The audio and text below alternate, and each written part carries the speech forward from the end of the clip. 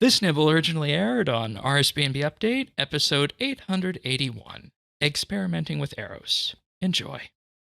So which arrow would you like to start with, Bik or Wen? I'm going to start with the Bik because I think they've got the most to talk about with them. So, All right. let's talk through some math really quick with these, right?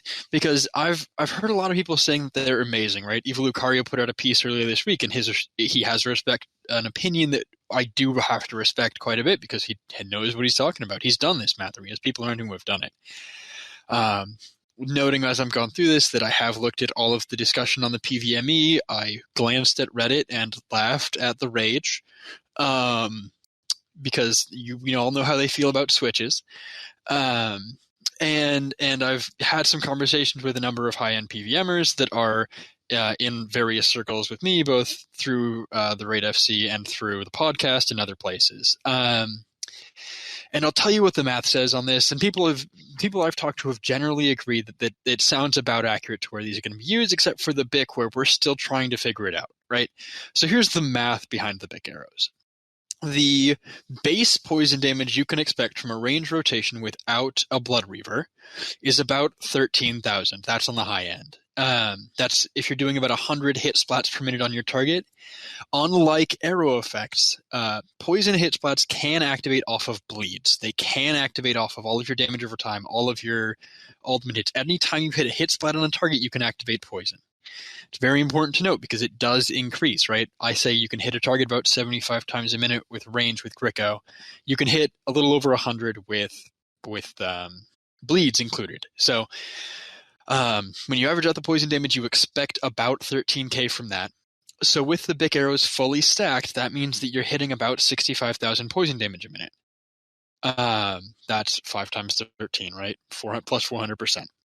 What that means is that you get an extra 50,000 damage per minute from your ammo at that point. The thing to note is that once you have them fully stacked, you can use that in addition to another ammo. And so if you're doing Hydrix Ruby swapping and you swap for one hit back to these arrows, you could in theory get 110,000 damage without a Blood Reaver. Now, the thing to note with that is that what that requires is that you have hit your target 200 times. 200 hits to stack. And those stacks do only apply in that direct damage, that is non-damage over time things. And that's the 75 hits a minute with greater ricochet. Without greater ricochet, it's 50 hits a minute, which means 4 minutes to stack. So we're going to ignore that because they really don't have a use case there, I promise.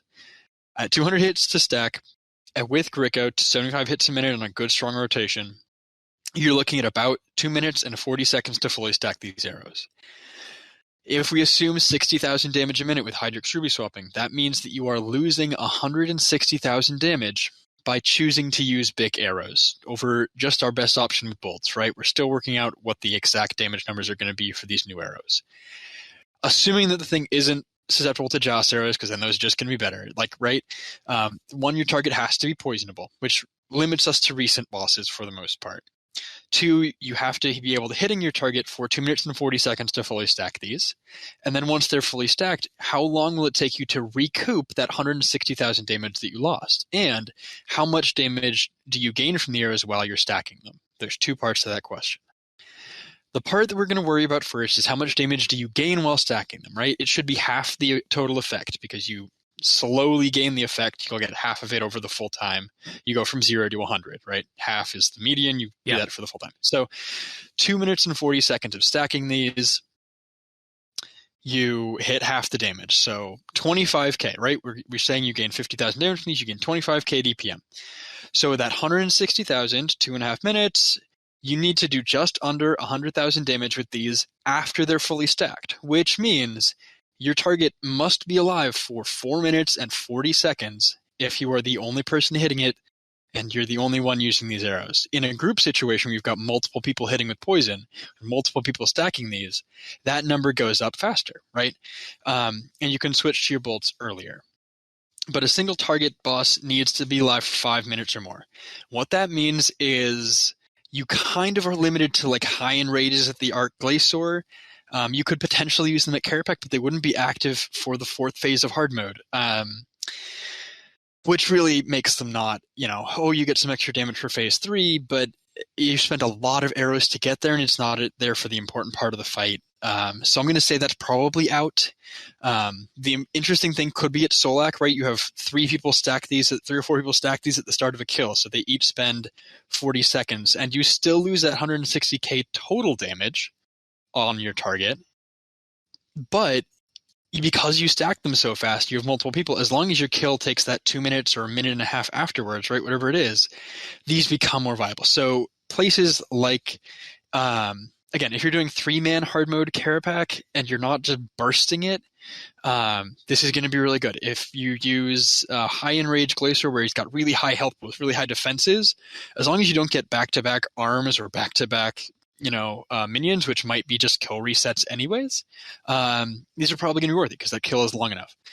The other use case we came up with for these is, and this is the strangest thing, but it is Solak, because the important part of a Solak, literally a solo only, right? Solo Solak, the challenging part is the DPS at the last phase because you're racing against time. So you want to have big damage at the end. And so these will be fully stacked by then, right? And so for a person who's doing solo Solak who doesn't have a Fractured Staff or a Grimoire, these are going to be the way that they're able to clear the boss consistently, right? Looking at you, Ryan. Nobody else.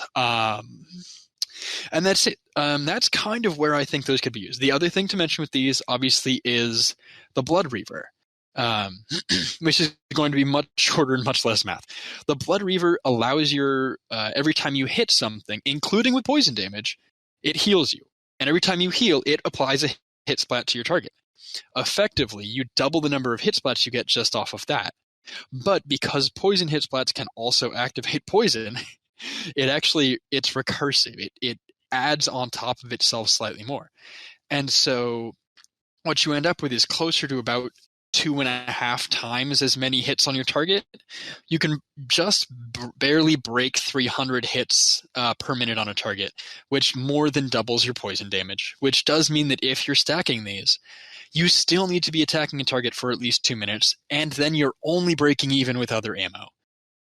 But with a Blood Reaver, you'll get a lot more benefit out of having these arrows active. And with a Blood Reaver active, my calculations are that you could, in theory, get up to 200,000 DPM just off your poison. That would make a Blood Reaver potentially better than a Ripper Demon with fully stacked Bik arrows. But again, the number of places where you can use this is pretty limited, right? The bosses we've talked about are kind of still the same pool. That's kind of all you've got. Maybe hard mode, Zuck. You should be able to use them there, but it's just one of those things like, do you really need them?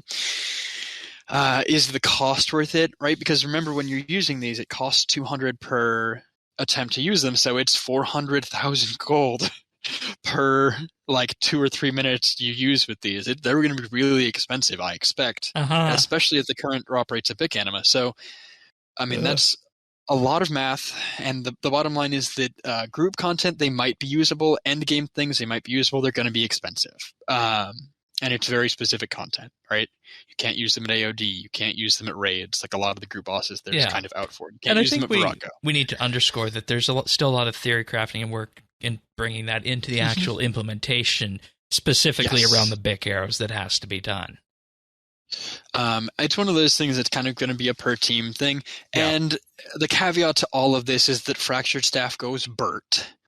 And that even with these, if you can manage to use them, they're absolutely best in slot.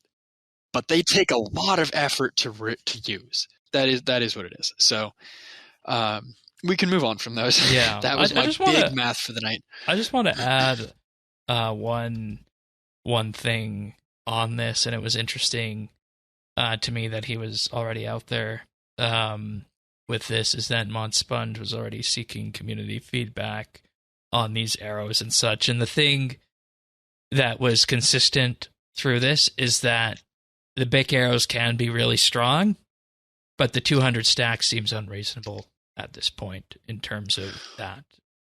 With that, I think that they would see a lot more use if you had 50 stacks for an extra plus 100% damage, or even 100 stacks for an extra 200%, right? Currently, the effect is busted and broken. And what they allow you to do is they give you extra damage in the execute phase, in the end of a boss's life. that's where they're going to be strongest, is that like once you get them stacked, you swap to a different ammo, you can burn. But getting them stacked is a big trade-off, right? Like all these things I'm talking about is like, it is 5 minutes to break even with these. Yeah. Anything you want to add on the Wen arrows? We talked about them on the micro lesson, but any specific use cases, etc.? I think it's worth mentioning. Wen arrows are going to be used almost anywhere, right? Wen arrows are the burst damage. They gave range a burst rotation option. Wen arrows are the like, I'm going to save my cooldowns and I'm going to drop all of them at once and I am going to just explode something. Because what you have to do with those is you have to stack them, right? So Greater Ricochet applies 7 stacks. So effectively you like spend 10 seconds to like Greater Ricochet, a couple other basics, maybe a special attack, and then another Greater Ricochet. And then you end that with full adrenaline. And then you fire off like 3 thresholds and Deadshot in that 9-second period. And you just like, you should be able to clear 40 to 50,000 damage in a 9-second period. Like you should be like actually easily more than that even. Like you should be moving with these. And if you're not camping them, what would you swap them with? Full? So I would never camp these. That's the other thing that I think I should say is that like they limit when you want to use your threshold, and your thresholds don't all have the same timer, right? Yeah. Like they don't all have the same cooldown. So if you have these on all the time, like they gain power because it's gone longer without you using them. You get a shorter time and a smaller damage buff if you use them early.